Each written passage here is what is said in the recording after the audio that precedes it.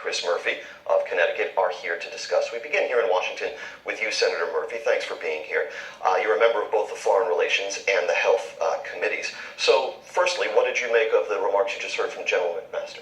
Well, you were right to point out that there's not a single advisor around the president that advised him to decertify the Iran deal. The fact of the matter is, Iran is complying with the agreement. The White House is required to tell Congress if they are not, and they have submitted absolutely no submissions. There is no chance that the deal is going to be renegotiated. The Iranians will not renegotiate it, and neither will the Europeans. And so if we were to pull out of this agreement, as the president is threatening, Iran would get everything they want. They would be able to restart their nuclear program because we would be in violation of the deal.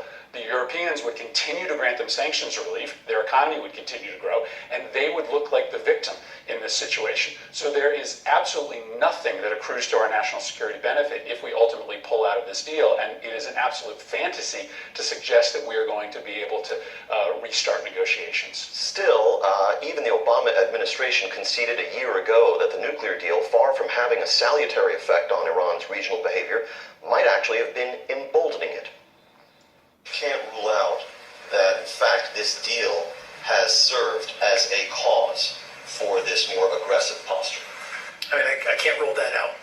So wasn't it high time, Senator, that the nuclear deal, specifically the threat of abrogating it, be used to try to curb Iran's more aggressive regional behavior? So importantly, those of us that supported the Iran deal did so with the knowledge that we could continue to pass additional sanctions to stop their other nefarious activity in the region. And we did that. Earlier this year, Republicans and Democrats joined together to pass new sanctions against Iran's ballistic missile program.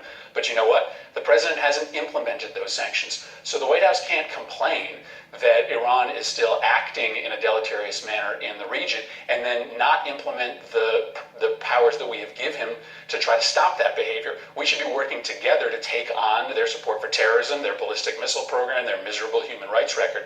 But if you allow them to get back on a path to a nuclear weapon, their activity in the region supporting our enemies, it's even worse. It's even more threatening to us if they become a nuclear power in that region. That should be unacceptable, and that's what that deal was about. You heard the president say a list of things that Iran has been doing that have been not in compliance with this deal, exceeding some of the enriched uranium stockpiles and so forth. You're not bothered by any of that?